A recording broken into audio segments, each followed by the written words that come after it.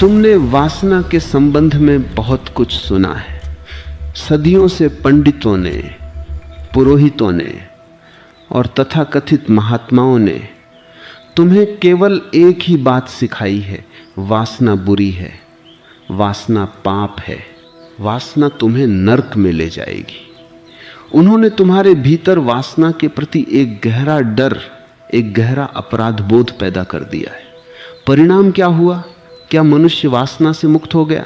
नहीं, बल्कि वह और भी ज्यादा विक्षिप्त हो गया है, वह और भी ज्यादा कामुक हो गया है।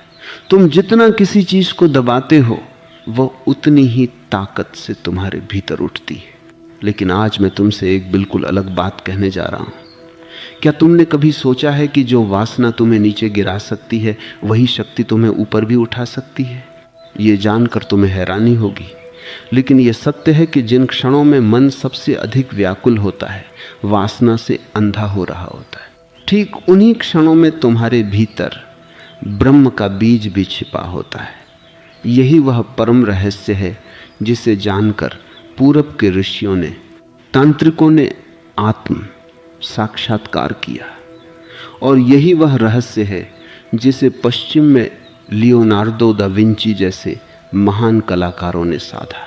एक ऐसी ऊर्जा जिसे वे केवल शरीर से निकालकर अपनी सृजनात्मकता में, अपनी कला में बदल देते थे। समझो इस बात को, वासना कोई पाप नहीं है।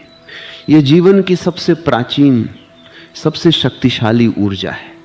यह वही ऊर्जा है जो पूरे जीवन को जन्म देती है। वृक्षों में जो फूल खिल रहे हैं वो वासना ही है। पक्षी जो गीत गा रहे हैं वह वासना ही है। लेकिन जब यह ऊर्जा अनजानी होती है, अनियंत्रित होती है और तुम पूरी तरह से मूर्छित होते हो, तब ये व्यक्ति को जंजीरों में बांध देती है, तब तुम इसके गुलाम हो जाते हो। लेकिन जब इसे साधा जाए, जब इसे होशपूर्वक समझा जाए और सही दिशा में प्रवाहित किया जाए, तब यही ऊर्जा व्यक्ति को दिव्यता की ओर ले जाती है। तंत्र क्या कहता है? तंत्र इस पूरे विश्व का सबसे अनूठा और वैज्ञानिक दर्शन है।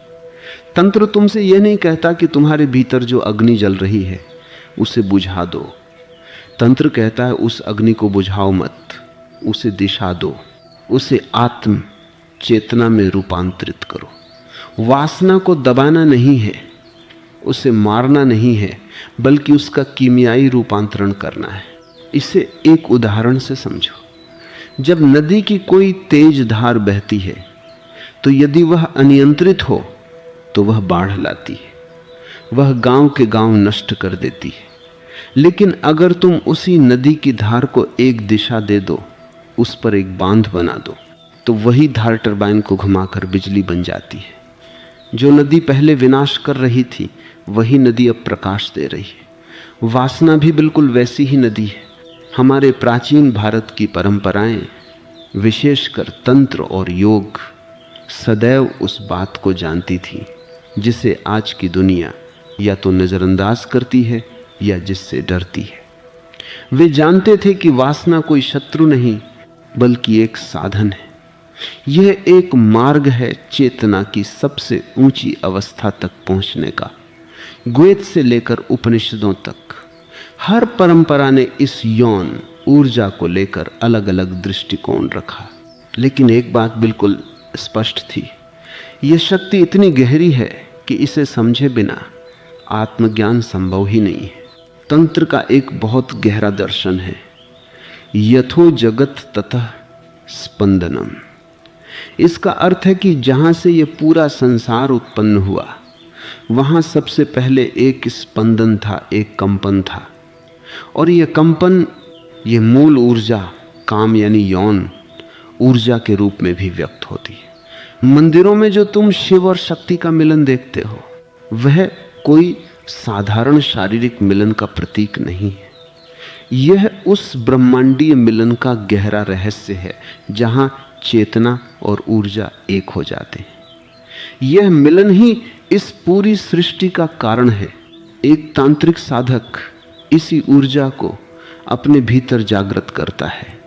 वह वासना को फेंकता नहीं है, वह उसे अपने शरीर से, अपने मन में, मन से अपने प्राण में और प्राण से अपनी आत्मा में प्रवाहित करता है। और ठीक यही वासना का रूपांतरण है। अब जरा इतिहास की तरफ देखो। हमारे भारतीय योगियों के अलावा पश्चिम में लियोनार्डो दा विंची को एक सेलिब्रेट एल्केमिस्ट माना जाता था। यानी वह व्यक्ति जो अपनी यौन ऊर्जा को नष्ट करने के बजाय उसे रचनात्मकता में, कला में बदल देता था। उन्होंने विवाह नहीं किया, लेकिन तुम उनकी चित्रकला देखो, उनकी रचनाएं देखो, उन सब में एक दैवीय ऊर्जा, एक अजीब सी कशिश दिखाई देती है। निकोला टेस्ला भी यही कहते थे। वे कहते थे कि जब तुम अपनी यौन ऊर्जा को सृजन की दिशा में मोड़ते हो, तब तुम सीधे उस परम ईश्वर से जुड़ जाते हो। हमारे भारत में भी अघोरी साधक, कौलतांत्रिक और नाथ योगी वासना को कोई वर्जना नहीं मानते थे। वे उसे स्वीकार करते थे, लेकिन वे उसे केवल शरीर के क्षुद्र स्तर पर नहीं छोड़ते थे, वे उसे चेतना के उच्च स्तर तक ले जाते थे।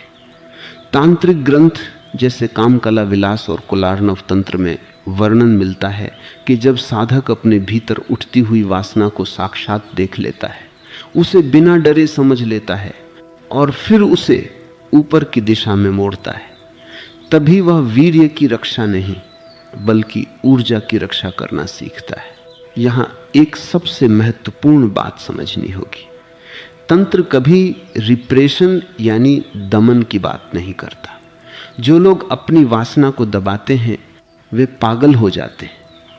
तंत्र सब्लिमेशन यानी उत्कर्ष की बात करता है, यानी काम को मारना नहीं बल्कि उसे ब्रह्म के बीज में बदल देना। इस दृष्टिकोण से अगर तुम देखो तो वासना कोई नैतिक या अनैतिक विषय नहीं है, ये पाप और पुण्य का विषय नहीं है, ये विशुद्ध रूप से एक ऊर्जा का विषय है। ये ऊर्जा या तो जीवन को नीचे की ओर खींच सकती है, पशुता की ओर, या फिर उसे ऊर्ध्वगामी बना सकती है, परमात्मा की ओर। वासना को समझना है तो तुम्हें सबसे पहले इस भ्रांति को तोड़ना होगा कि यह केवल शरीर की कोई खुजली है या यह केवल स्त्री और पुरुष के देह का कोई साधारण आकर्षण है। यदि तुम इसे केवल देह तक सीमित मानते हो तो तुम्हारी दृष्टि बहुत उथली है। वासना केवल शरीर की इच्छा नहीं है, यह एक बहुत ही सूक्ष्म कंपन है जो तुम्हारे अस्तित्व के सबसे निचले केंद्र मूलाधार चक्र से उत्पन्न होता है। यह वही आदिम ऊर्जा है जिसे हमारे प्राचीन शास्त्रों और योगियों ने कुंडलिनी कहा है। कुंडलिनी यानी एक सुप्त शक्ति जो एक सांप की तरह कुंडली मारकर तुम्हारे भीतर सो रही है। साधारण मूर्छित मनुष्य के भीतर वह सांप सो रहा है और उसकी सारी जीवन ऊर्जा केवल काम वासना के रूप में नीचे की ओर विसर्जित हो रही है। लेकिन तंत्र कहता है कि यदि उस सोए हुए सांप को जागृत कर दिया जाए, यदि उस ऊर्जा के मुख को ऊपर की ओर मोड़ दिया जाए, तो वही शक्ति तुम्हारी चेतना को, तुम्हारी आत्मा को उस परम ब्रह्म से मिला सकती है। जब तुम किसी के प्रति आकर्षित होते हो, जब कोई कल्पना तुम्हें उत्तेजित करती है, या जब तुम्हारे भीतर काम की अग्नि जलने लगती है, तब भी वही ब्रह्मांडीय ऊर्जा तुम्हारे भीतर काम कर रही होती है। लेकिन सबसे बड़ा प्रश्न यह है कि तुम उस ऊर्जा को ले कहां जाते हो। साधारण तौर पर गुरुत्वाकर्षण के नियम के अनुसार यह ऊर्जा नीचे की दिशा में बहती है, शरीर की क्षणिक संतुष्टि की ओर बहती है। पानी का स्वभाव है नीचे की ओर जाना, खड्डों की ओर जाना।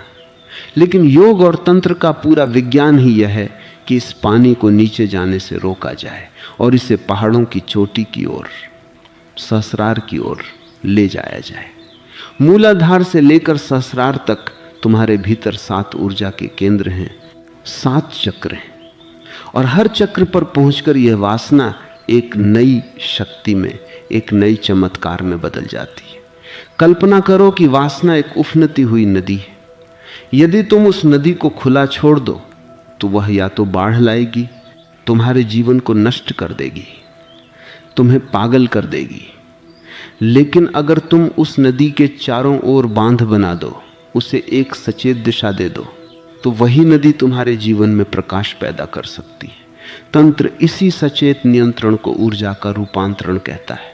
इस रूपांतरण के गहरे विज्ञान को समझाने के लिए। मुझे जैन परंपरा की एक बहुत अनूठी और प्राचीन कथा याद आती है। एक बार चीन के एक महान जैन फकीर के आश्रम में एक युवा भिक्षु आया। वह भिक्षु बहुत परेशान था। उसने फकीर के चरणों में गिरकर कहा, गुरुदेव मुझे बचाइए। मैंने सन्यास तो ले लिया है, मैंने वस्त्र तो बदल लिए हैं, लेकिन मेरे भीतर वासना की एक ऐसी भयंकर आग जल रही है जो मुझे पागल किए दे रही है। जब मैं आंखें बंद करके ध्यान करने बैठता हूँ तो मुझे परमात्मा नहीं दिखाई देता, मुझे केवल सुंदर स्त्रियों की देह दिखाई देती है। मेरा मन कामुक विचारों से उबल रहा है।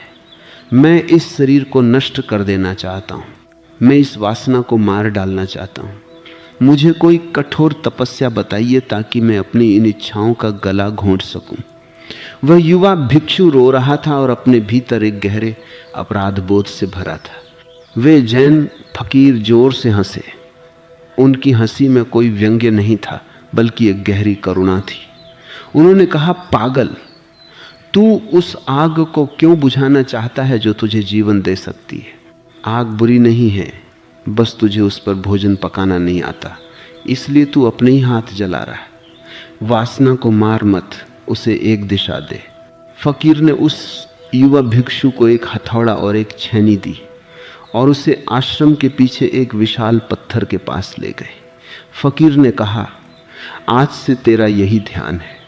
जब भी तेरे भीतर वासना की वह प्रचंड अग्नि उठे, जब भी तेरा मन उत्तेजना से भर जाए, तो तू अपनी आंखें बंद करके भगवान से मत डरना। तू बस वह हथौड़ा और छेनी उठाना और अपनी उस पूरी ऊर्जा को, अपनी उस पूरी काम शक्ति को इस पत्थर पर उंडेल देना। अपनी उस वासना की ऊर्जा से इस कठोर पत्थर को तराशना। वह युवा भिक्षु कुछ समझ नहीं पाया, लेकिन उसने गुरु की आज्ञा मान ली। जब भी उसे वासना घेरती, जब भी उसकी नसें फड़कने लगती, वह भागकर उस पत्थर के पास जाता और पूरी शक्ति से अपने भीतर की उस पूरी आग के साथ पत्थर को तराशने लगता। वह पसीने से तर-बतर हो जाता, उसके हाथों से खून रीसने लगता, लेकिन उसकी वह काम ऊर्जा जो पहले उसे परेशान कर रही थी, अब उस पत्थर पर कला बनकर बरस रही थी। साल बीतते गए। उस भिक्षु की वासना धीरे धीरे एक गहरी शांति में बदलने लगी और एक दिन उस आश्रम के प्रांगण में उस युवा ने उस पत्थर को तराशकर बुद्ध की एक ऐसी जीवंत और सम्मोहक मूर्ति बना दी जिसे देखकर खुद वे जैन फकीर भी नतमस्तक हो गए। उस मूर्ति में जो दिव्यता थी वह कहीं और से नहीं आई थी, वह उस युवा भिक्षु की रूपांतरित वासना ही थी। उसने काम ऊर्जा को सृजन की ऊर्जा में बदल दिया था। इसी तरह हमारे प्राचीन काल के महान मूर्तिकारों और चित्रकारों ने अपनी वासना को कला और दिव्यता में ढाला था।